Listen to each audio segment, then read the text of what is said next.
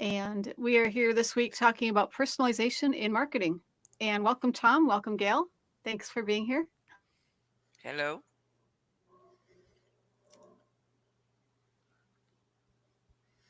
A lot better than I did, I will say, on personalization. Great examples. So, are we doing better in personalization in marketing than we used to like decades ago? Either one of you can take that one. I don't know. I ignore email, so there's that. What about just social media or just in general as far as marketing ads? Well, then again, it's hard to Well, personalize it.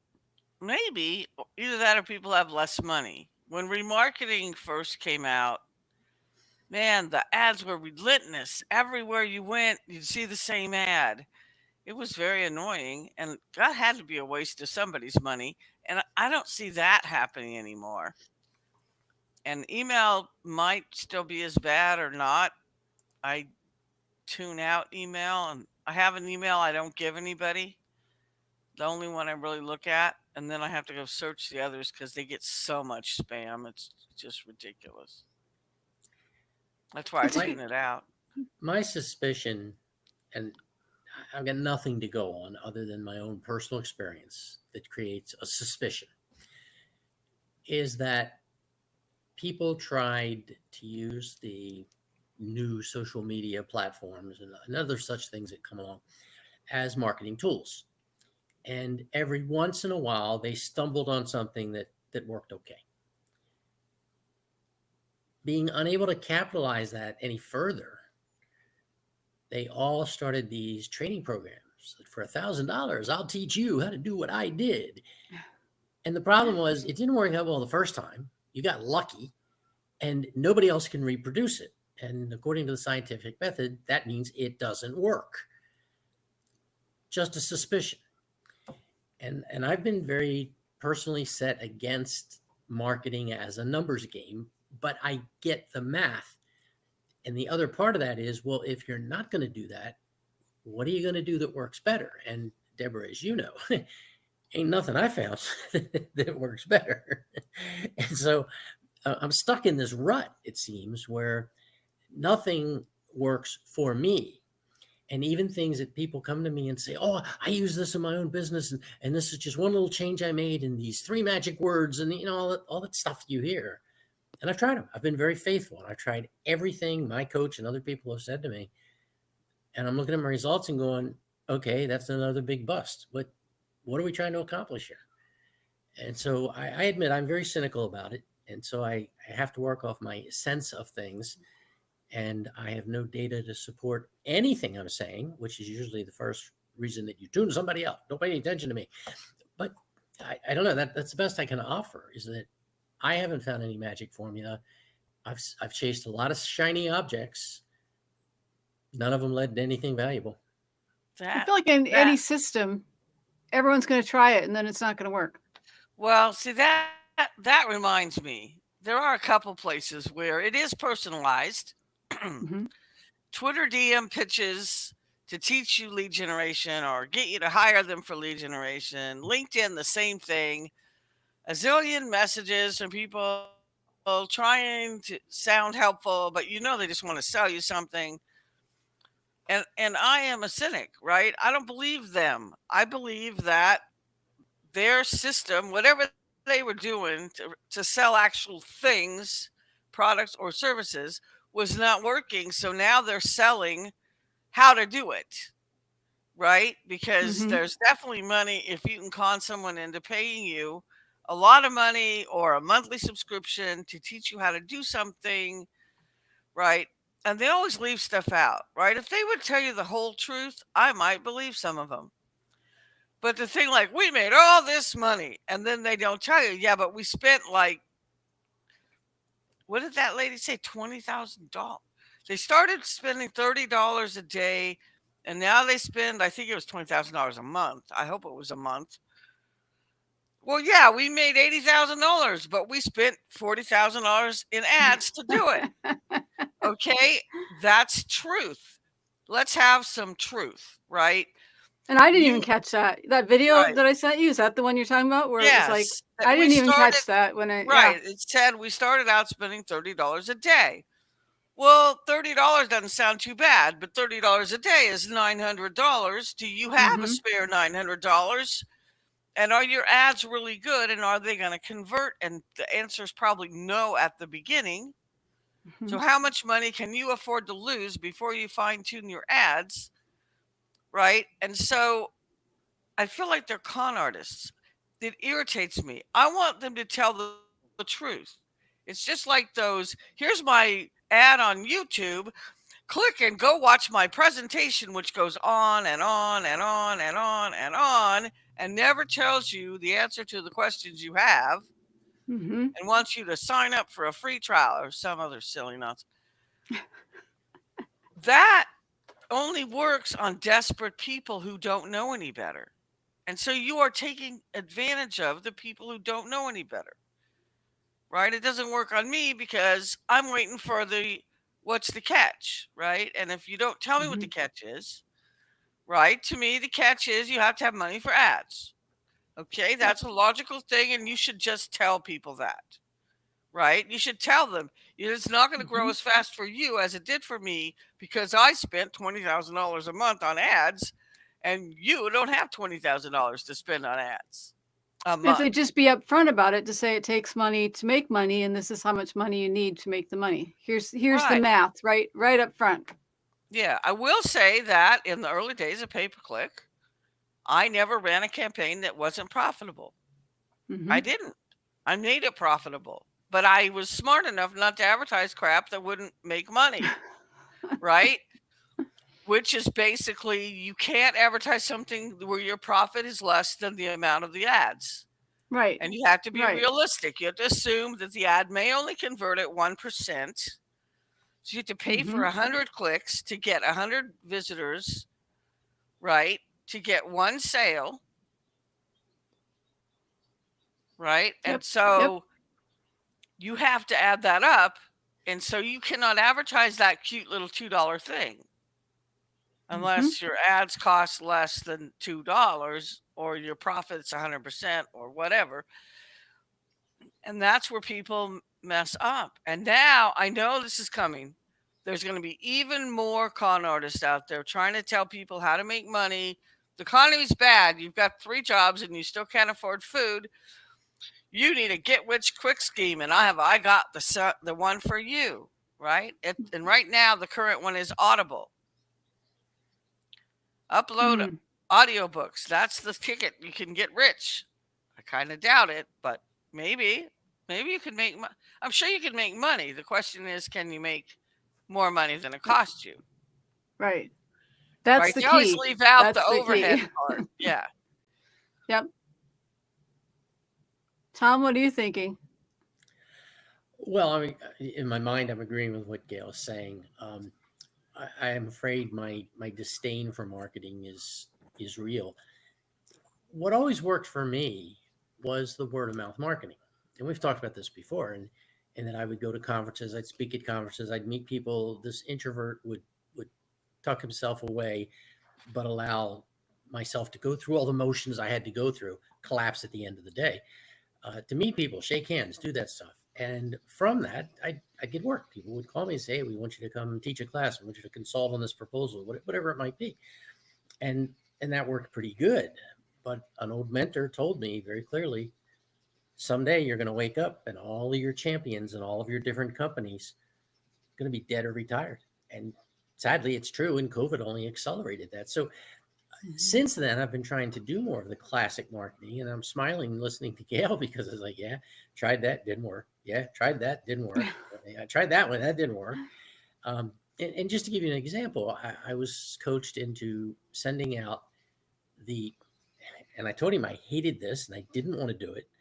But as soon as I linked with somebody on LinkedIn, I had this little 1 paragraph script about, hey, go to my website, you can see all this neat stuff and buy it. And I'm like, I hate that. I block people who do that to me.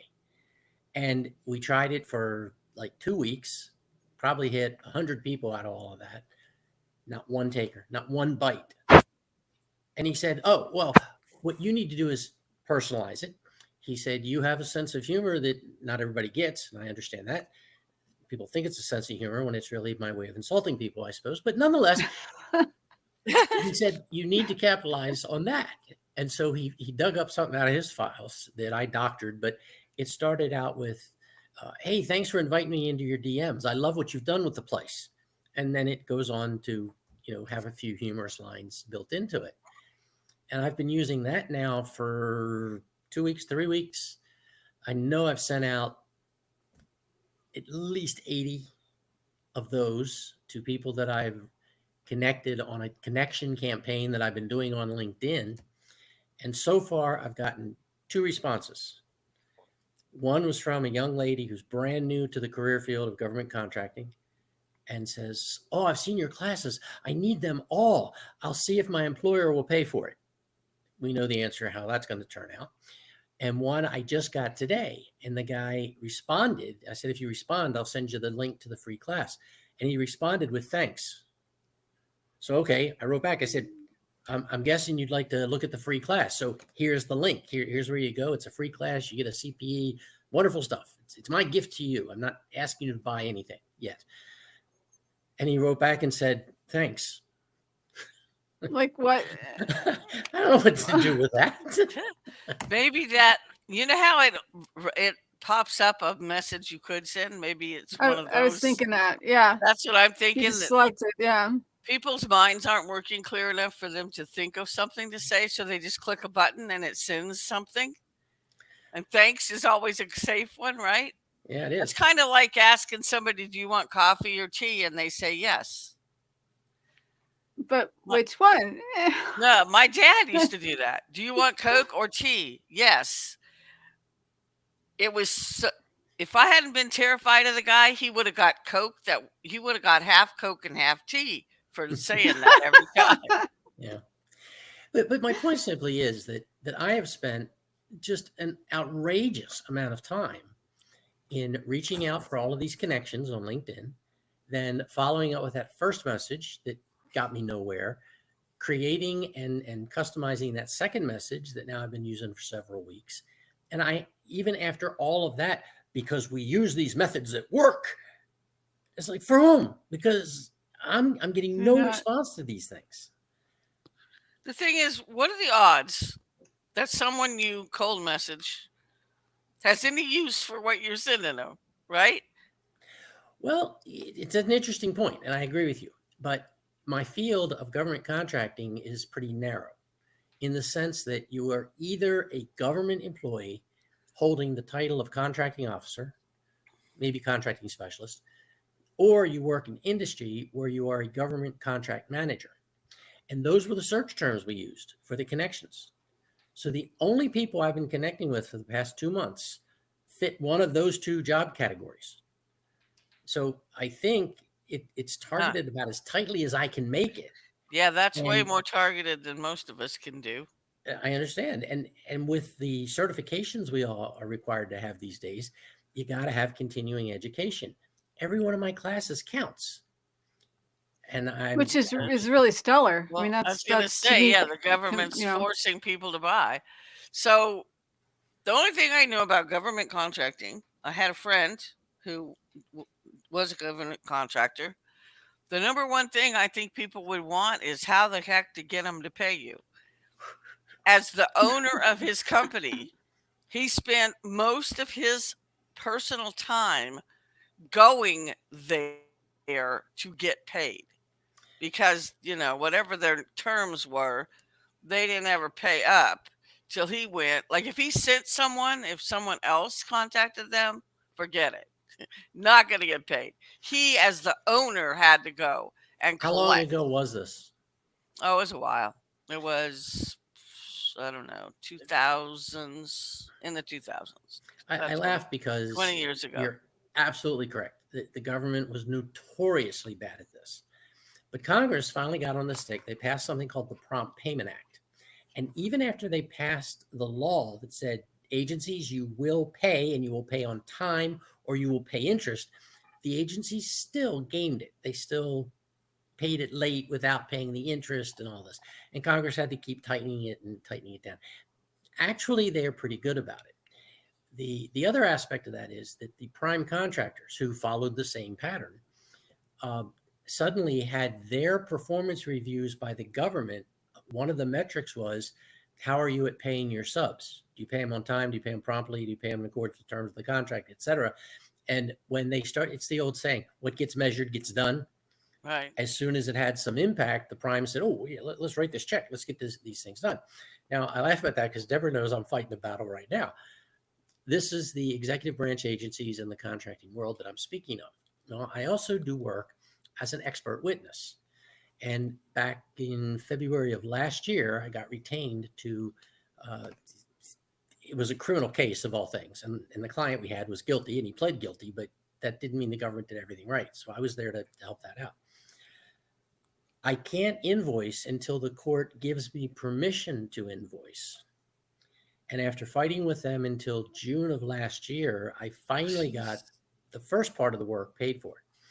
Now, that was June payment, so I had started working again, tracking my time in May. I am today sitting on a more than $10,000 invoice that I wasn't even given permission to send until December, which I did. A couple more glitches and side things that went on, and they finally sent it to the payment group on February 26th. And I sent him an email last week and I said, just curious, I've been in this process for months and this small business would like to know when their cash flow is going to get improved. And they wrote back and said, well, we sent it over on the 26th and they hold it for 6 to 8 weeks. Oh, brother. It's the court system. It's not the executive We're, branch agencies. And to make things even worse, and I was shocked when I found this out, all the executive branch agencies now do electronic fund transfers. I mean, I've done training sessions for certain agencies. The session's over, I invoice them, and by that night, I've got a P card payment in my account. And I'm Yeah. just stunned by it. I mean, it was just, wow, yes. What else do you want? I'll give you anything you want. You're going to pay that fast. And here I am with the court system. Congress never gave them permission to set up electronic fund transfers. They still write checks for every one of these things. then Oh. you got to depend on the U.S. Postal Service, which I have a whole nother, and you know this, I have a whole nother Yeah. system. Yeah. I have a court, I don't want to go in detail on a live system, but I have a court date that the U.S. Postal Service sent out a notice saying, oh, she doesn't live there. It doesn't matter that we've lived here almost, 15 years. They sent out something to the courts that are actually in a government court system saying Oh she doesn't no. live there. It's like, you're two government agencies and you're fighting over where I live and I've lived here for 15 years. What is wrong with you people? Yeah. You don't have the right to say I don't live here when I've lived here for 15 years. Please don't tell another government agency that I don't live here when even the IRS knows that I live here. All of you government agencies know I live here.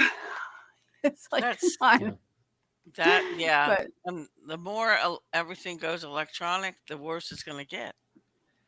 I think they should just pay you electronically. Yeah, don't get Yeah. but I have attitude towards the U.S. Postal Service because Yeah. they, But they now, right now, I think that, see, maybe it's me. I know too many poor people, but it is a whole lot easier to make they, money if everybody you know is rich, right? So if mm, $1,000 is pocket change to you, it's fairly easy to convince those people to spend money. But if $1,000 is what you're trying to live on, you aren't buying then anything. Yeah, right. You aren't. You're wishing you could buy food and getting it from the food bank, right? And so you can be totally incompetent if you were born rich. It is. I knew a guy in the horse business that had declared bankruptcy in the horse business. I can't remember if it was 3 times or 4 times. And he would just get out of bankruptcy, find a new partner, open another multi-million-dollar place. Like, who would be his partner? He's gone bankrupt 3 or 4 times already in this business, right? It's not like he's getting any better at it. He was bad. obviously not. He had a sale, and he was selling horses for $50,000 and buying them back. They sold a $50,000 quarter horse older mare for $50,000. And I'm like, dude, why would you buy the mirror back, right? That's an astronomical price for that particular mirror. I don't know what he was thinking. I really don't. And so he was probably on his way to his next bankruptcy, but he had no problem getting partners, none. And You know, so it's just one of those things. It's it's if somebody's willing to pay $2,000 for a purse, then there's no telling how many subscriptions they have to stuff they don't even know they've got. you talk about $1,000, and it reminds me of a conversation I just had just this past Sunday with my daughter. She's doing homework for a business law of all things, business law course she's taking. She's trying to get the next degree, and she was telling me one of the questions that she had was about divorce and something about could was this woman under duress when she was forced to sign the divorce papers? Can she go back? Whatever. I don't know if it was. Oh, actually, it was based on a real situation. But anyway, this woman left her children with her husband, left the situation, just clothes on her back, took the car, left. This is all the information that was given in this problem that she was supposed to solve. But then the husband came to her and said, "Sign these divorce papers. I will give you $1,000 and your clothes, and then I have full custody of the children, and I don't owe you any alimony, and I get the car back." And she signed it. It's like, was this under duress? And I don't know what the outcome was, and she was supposed to answer his question, but I said, of course she's under duress. She has no food. She's lucky if she has $1 to go buy her next meal. She's got nothing. Oh, he also froze the bank account. I said, she's got nothing. She doesn't even have money to go wash the clothes that she's wearing. She doesn't have any money to buy the next outfit to wear. She probably would like a shower. Everything else she can't. She has nothing. She has no food, absolutely nothing. So that $1,000, she's lucky if that'll buy a week of existence, whatever, wherever, to try to find a hotel someplace to shack up for a while. And yeah, that would be under duress. So she's going to take that $1,000, knowing that her kids are probably safe with the husband.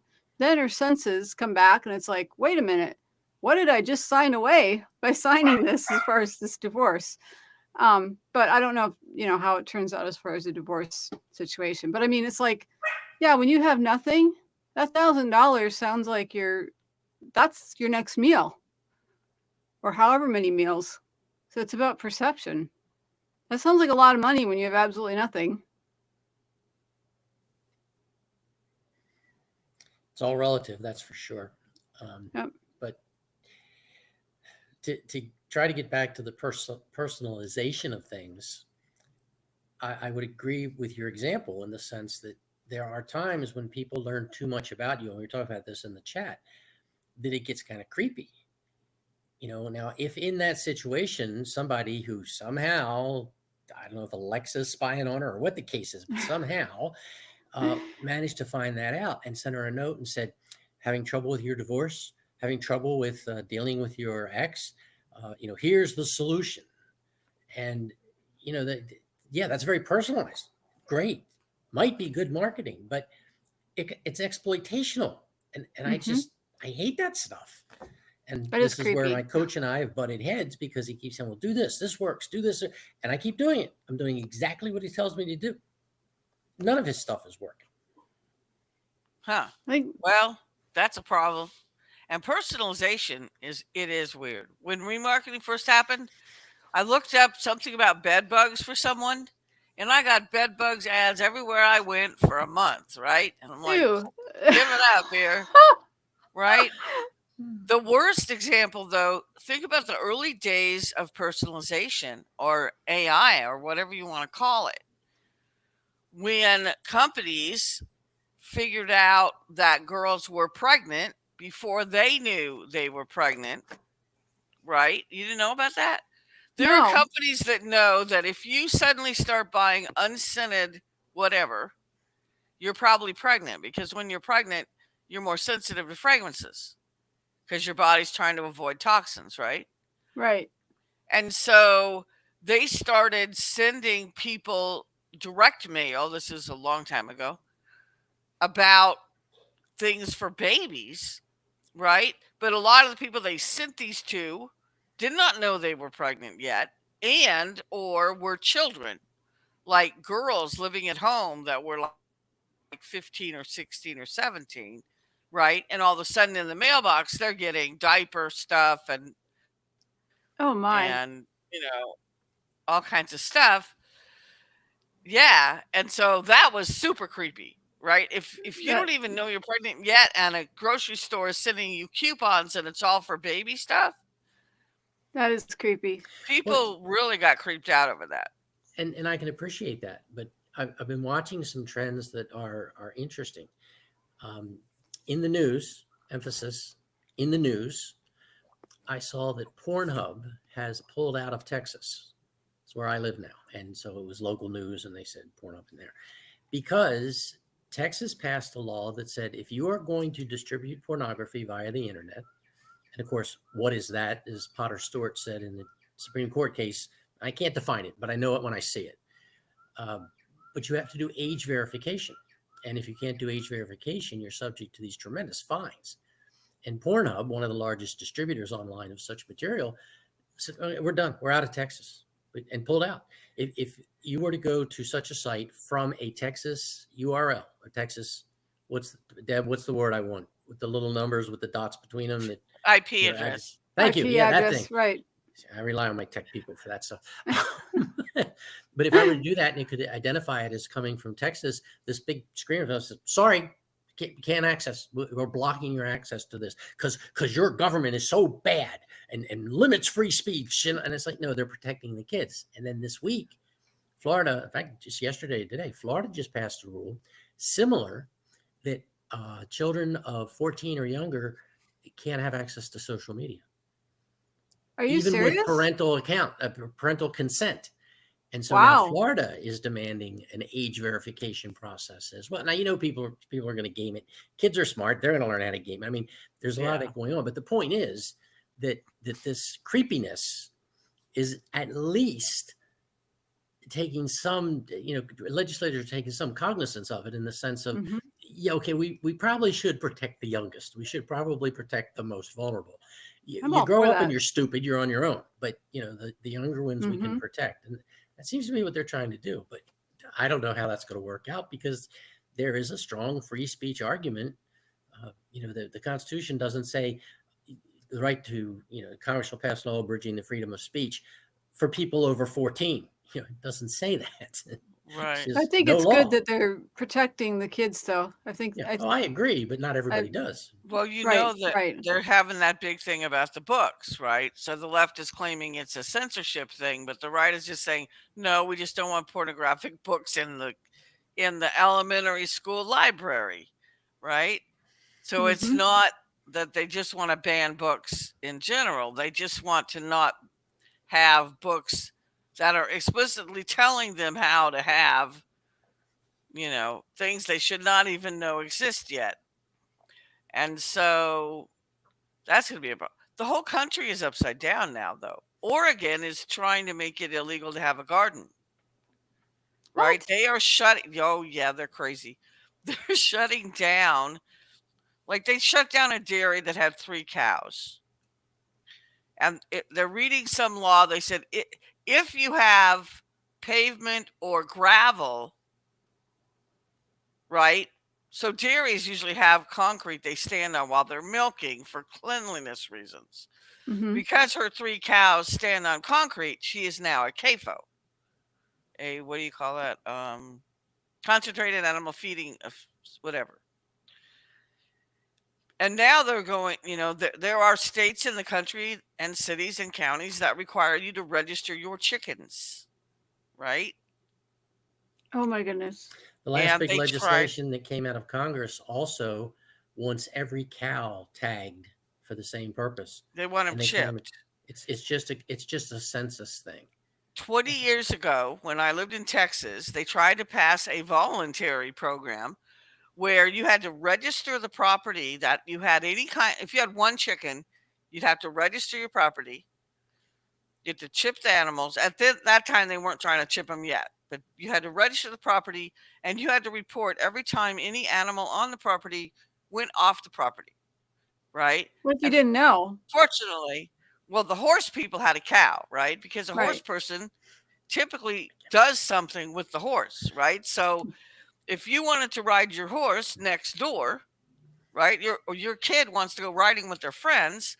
Every single day, you would have to report that the horse left the property for X time, did whatever, and came back. And the horse people said, "You mean I have to report every time?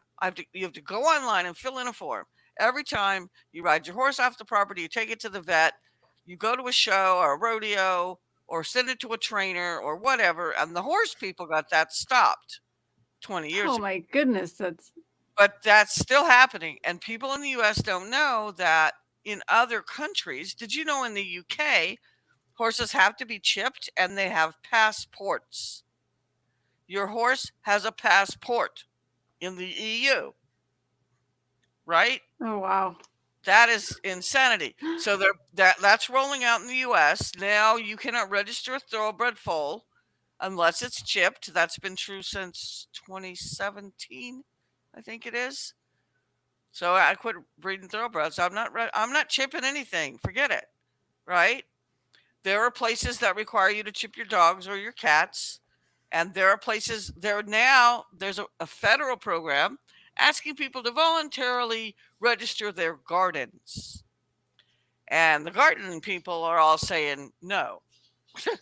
No. Our dog's Chip, but then we got her from a rescue.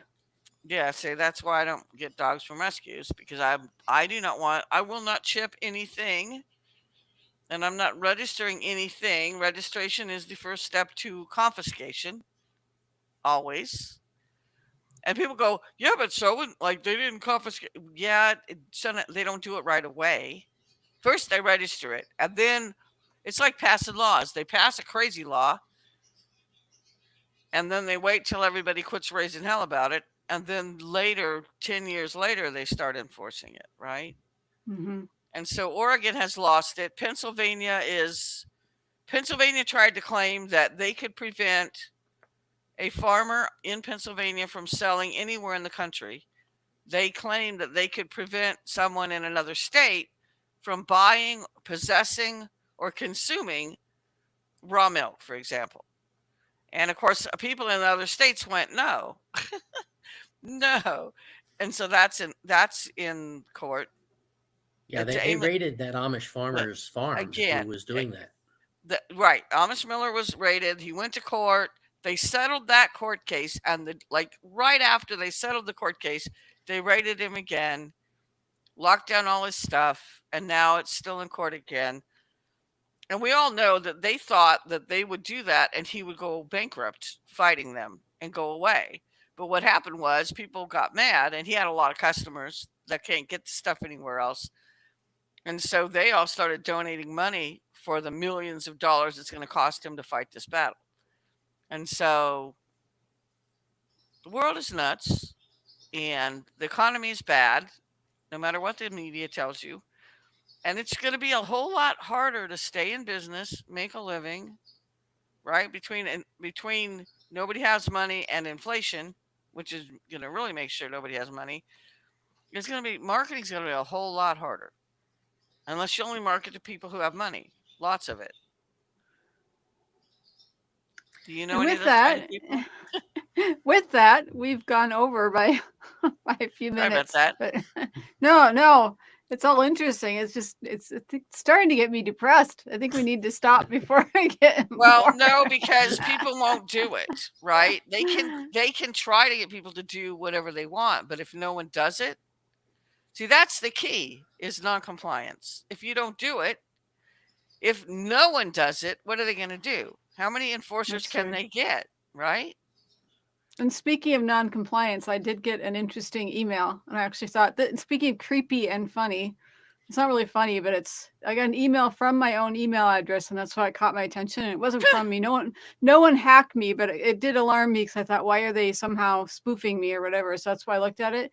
Someone sent me an email and said that they knew I was watching porn, which, by the way, I didn't even look at anything that was Right. remotely porn. I mean, nothing. And they said, well, if you don't send us, some exorbitant amount in Bitcoin, we're gonna tell everybody, and we're going to send out the porn with your name attached to it to everyone that you know and everyone in your kind. We're watching you. We'll know if you contact the police and the whole thing. And I thought, go ahead, contact the police, send it. So I'm thinking, Tom, Gail, if you get some notice I don't know what porn they're going to send you, but it's not anything I've been looking at because I haven't looked at a single piece of porn at all. So I don't know where I they would know. get it from. There's But, so many of those. I get people but panicked calling about stuff like that all the time. oh my goodness. They I say I actually laughed. they've got naked pictures of me. I can't imagine where they got them. They're gonna blah blah blah. I better pay. No, So yeah, there's I'd be a curious if delete they button. sent that out, Yeah, but there's a yeah, delete it's button like for a reason. It's just a threat, so the gullible people will pay them.